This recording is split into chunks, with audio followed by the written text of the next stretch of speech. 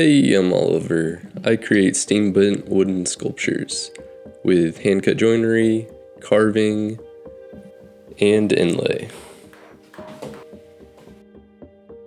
This garage was my first wood shop, and I built this sculpture out at my grandparents' barn. Next, I turned this basement into a wood shop when I lived in Connecticut, and since we moved again, it's now time to turn this garage into my next shop.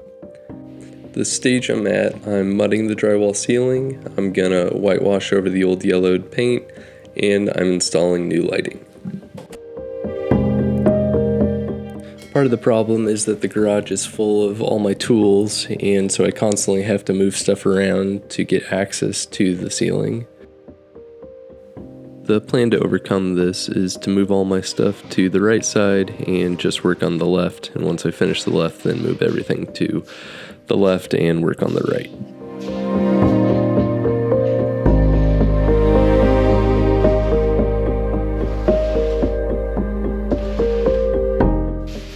I decided to put some plastic over the different tools to try to keep the dust off it as I sand the spackle and mud.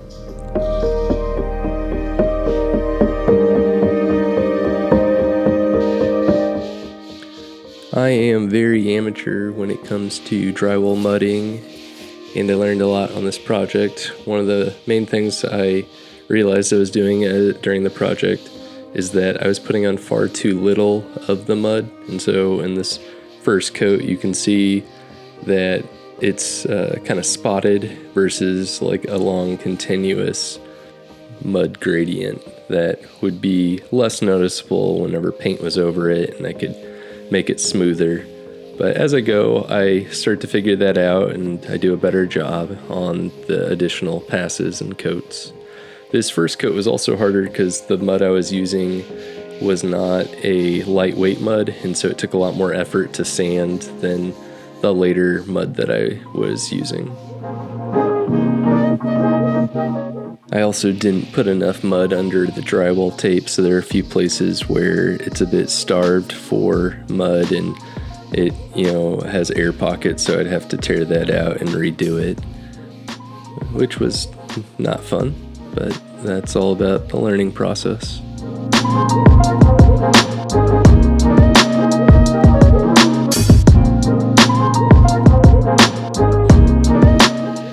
Here I'm starting my second drywall mud coat, and you can see I'm trying to do much more sweeping and feathered mud layers versus just little spots as I was doing before. At this point I'm still pretty hesitant with laying down the mud, but as I went I got more confidence and it flowed a little bit easier, and just overall I felt more at ease applying it. Just the standard thing that happens as you continue a project, where by about the end of it you feel like you have somewhat of a handle on it just in time to no longer be doing it.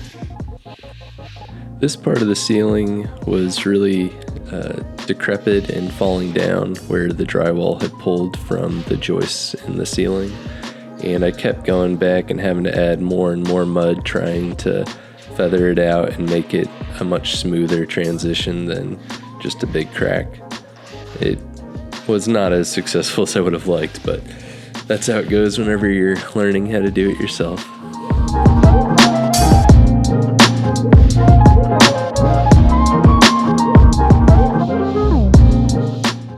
I found that the more mud I put down, it was actually easier to make it appear feathered or smooth because I could just sand off the excess. And so that's kind of what I'm doing here, is although it's really thick, I'm just able to sand it and give it a nicer gradient on the ceiling.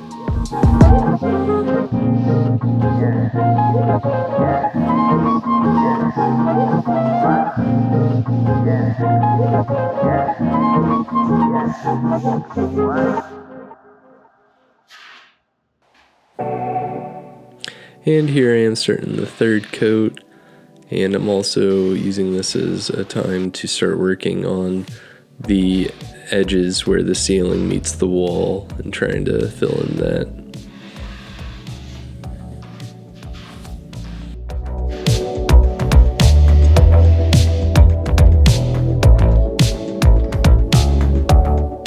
Another problem I was running into is with those first coats, I didn't have that stir paddle yet, and I was just trying to use the pre-mixed mud, but I really needed to stir it with the paddle and add a little water to make it smooth enough to go on fluidly.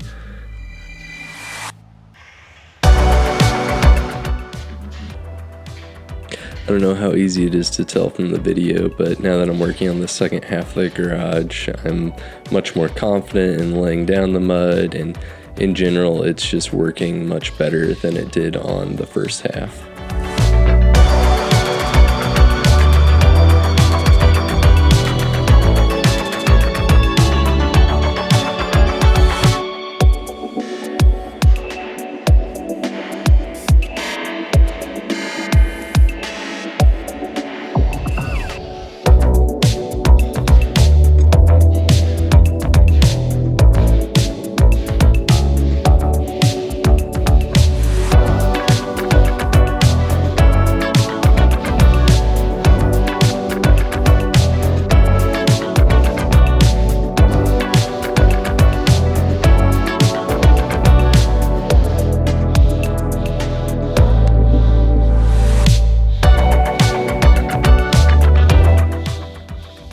Laying down the thicker mud allowed me to feather it in the sanding process, which I'm not quite able to do that well in the actual wet mudding process.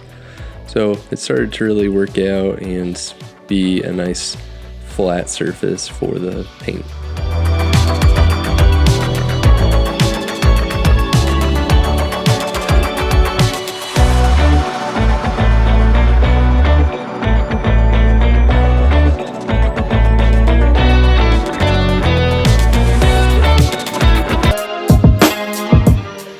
I ended up doing about 3 coats because every coat I put down, it was a little bit better, a little bit smoother, and that allowed the end product to be pretty good despite not doing this that often.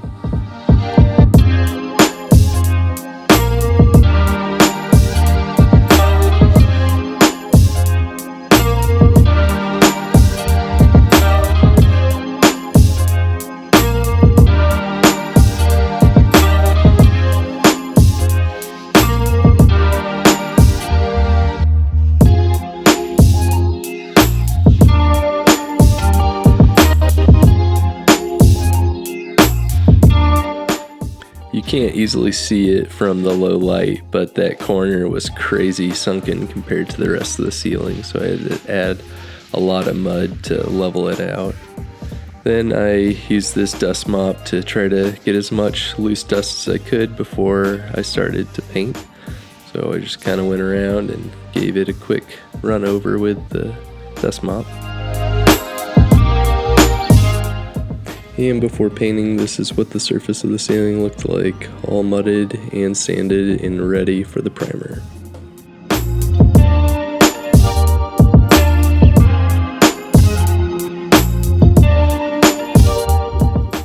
Next, I started using Kilz paint just as a white primer to go over everything. I guess it's a little bit harder to get oil-based Kilz anymore. The hardware store wouldn't sell it. They just had this water-based Kilz 2 stuff, which I guess is kind of nice not to have to worry about fumes, but I do think it takes more coats than the oil-based stuff. It dried quick enough that it wasn't that big of an encumbrance as I was doing it.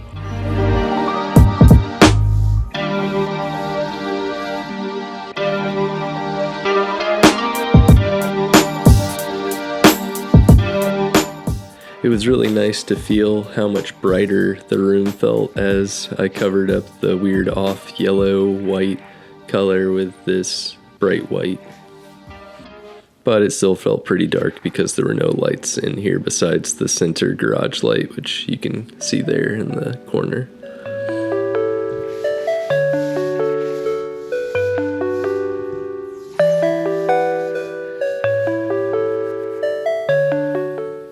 Next I did another coat of the Kilz primer, and you can see how the second coat is really starting to fill in and make it so you can no longer see the underlayer of that off-white yellow color.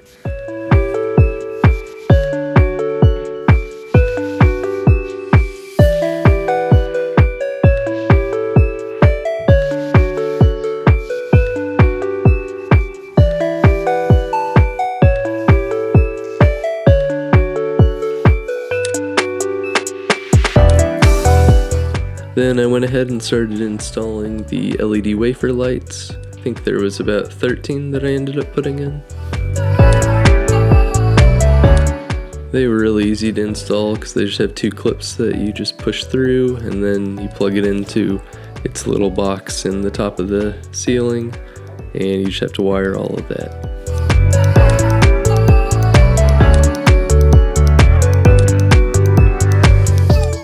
They're also nice because you can mess with the warmth or coolness of the light depending on what you're interested in.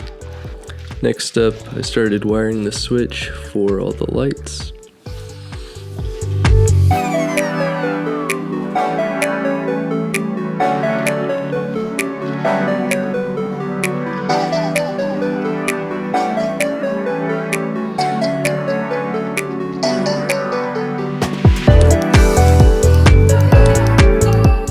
And with the switch completed, I finally have light.